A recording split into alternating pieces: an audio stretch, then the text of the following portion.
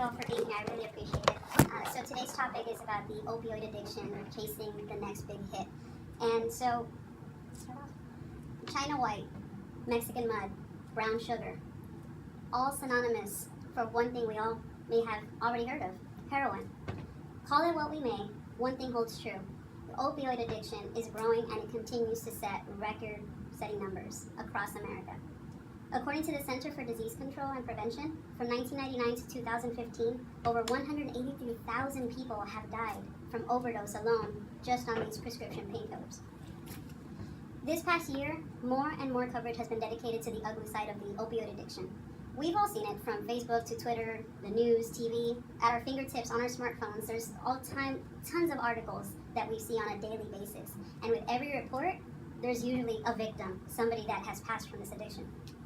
But besides reading these articles online, I personally had the experience as a youth counselor for the Police Athletic League of New York City to work with a lot of these inner city youth and young adults that were struggling with this addiction.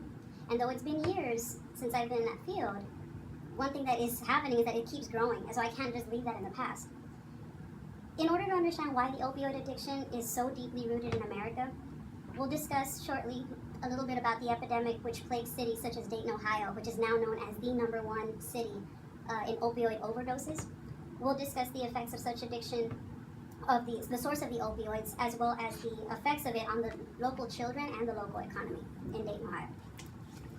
It is quite common to read articles about drug busts and the rampant opioid epidemic in other cities, but one thing also is that even here in San Antonio, in our own neighborhoods, this is something that's also continuing to grow, even though it might not get a whole lot of attention. Once known as the automobile manufacturing city, Dayton, Ohio, and known as the home of so many factory jobs as well, Ohio now is known as that #1 city of overdoses, as mentioned. And for the second time this year, a coroner's office in the Montgomery County of Ohio literally published that they ran out of space in their morgues because there were so many people dying from this. They couldn't keep up with the 25+ numbers a day of people found at McDonald's, people found at Walmart, people found in parking lots with children that kept coming in. The bodies keep coming in. The Dayton Daily News, which is an Associated Press award-winning paper of the local city, also reported that the overdoses and deaths due to the misuse of these prescription painkillers started to climb in the early 2000s. And there were changes that were brought, to the policies, to laws. There were harsher and more strict guidelines for doctors. There were punishments for those that maybe gave too many prescriptions for the addictions, or in this case, really it was for the pain, of course, and that's where the addiction started to rise as people started to take advantage of that. However, since they couldn't any longer really get those prescriptions, it was a little bit more difficult to attain them. That's when the street drugs started to come in, and there's fentanyl, there's other ways of getting that same high, if not better in their case, is how they felt about it. So people that normally were getting these drugs, which was maybe people that had a little bit more money, had that health insurance coverage to see the doctors, now it wasn't just restricted to them, it was open for everybody and anybody to easily get into the streets and pick up these drugs at a much more economical rate for everyday person. Last year, I personally visited Dayton, Ohio, since my husband is from Ohio, and visiting someone, which will restrict their name for privacy purposes, hung his head in shame and behind the plexiglass, and he said, I promised myself I wasn't going to get back into this. This is my second time back here, and I thought I was done. And he says, but it was so easy to get back into selling. I'm sorry. It was so easy to get back into selling because people want it, and I couldn't just go out there and get a job. And it was so sad to see that. And so with all of that, again, it hits us back at home, because even San Antonio, we see that the rampant addiction is there and people keep looking for that next high, looking for that next big hit. The paper that I left everybody a copy shows on the first page, as you can see, where the numbers have been growing steadily and steadily, higher and higher, both in Dayton, Ohio, but we're not that far behind.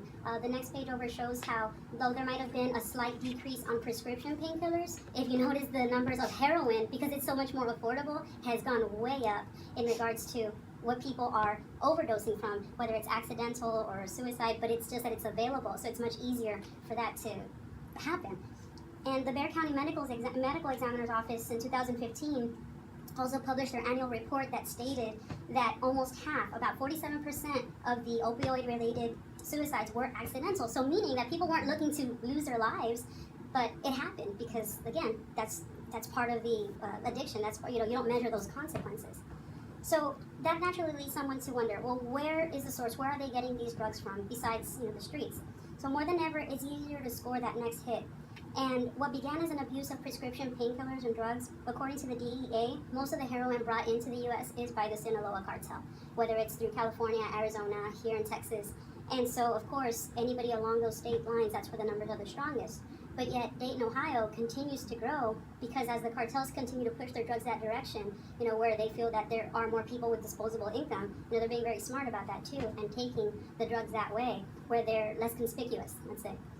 So the traffickers are now even carrying larger amounts. The usual drug bust in 2010 was about 0.86 kilograms. In 2014, it actually rose to 1.74 kilograms. It's a pretty big difference in just a matter of years because people are still wanting that high. And as with any supply and demand economy, the rising market brought the cost of heroin down because there was so much more available, and it created a number of new users that were addicted now, in addition to the original users that were already hooked. So again, it just keeps growing. So what was considered an abuse of prescription drugs, now ingenious individuals have found a workaround to be able to get to the masses as well. And so they don't need a doctor's prescription anymore. With the successful import from cartels, the opioids have become more affordable for everybody. I'm sure any one of us here might even know someone that has been afflicted by such drugs in question. And though these deadly drugs are readily available for chasing that next hit, a lot of times people forget about the children. In the city of Dayton, they continue to see more and more abandoned children that are growing up without their parents. Not only that, but the expenses associated with caring for those children. The trauma that these children experience as a result of neglect is also very expensive to remedy. And so now, those children are costing so much more to the state and local. Agencies spent over $275 million in total placement costs just in 2013. $275 million. In 2016, just 3 years later, it's grown. The costs have increased 20% to $331 million, just in a few short years. And so the Ohio Department of Job and Family Services estimates that $138 million of these costs were for substance abuse-related cases, where the kids were just left behind. The Public Children's Services Association of Ohio has a survey which showed that parental drugs usage also factored into half of all the children being taken away. What used to be in 2015, maybe about 7 months of the year, in just another couple years, which this was published just a few days ago, even that has grown another 30%. So those numbers just goes to show that the children spending so much more time away from home to about 240 days out of the year now, over just the last 4 years, shows that this is a subject that really needs attention. So of each dollar spent on the children's services in 2016, 10 cents, the state dollars accounted for 10 cents, of which only half is made available to county agencies. The local communities picked up 52 cents, either by property taxes or by levies. And so that's where a lot of that money is going locally. We're following the same trend here in San Antonio. Somebody has to pick up that tab somehow, and the children can't be left behind either. And so that also takes away from a lot of the money that can be used for other things. In essence, children too are victims of this epidemic, and they're overlooked, but the numbers are rising here, and that's why I've also chosen this topic for this. So in conclusion, we've reviewed the effects of opioid addiction in just a few minutes here. We discussed the effects of the drugs on the local cities or cities like Dayton, Ohio, how it affects us here in San Antonio in comparison. We've reviewed the source of the opioids on how the cartels are bringing them in and the growth of that addiction and how that affects them too. And we've also learned about the effects of the numbers economy-wise and the children that are left behind and how that is also, we're only 2 years behind that. So my sincere goal is that I've helped you understand a little bit more about the problem that opioid addiction can be for us even here locally in San Antonio and how those numbers can affect each and every one of us.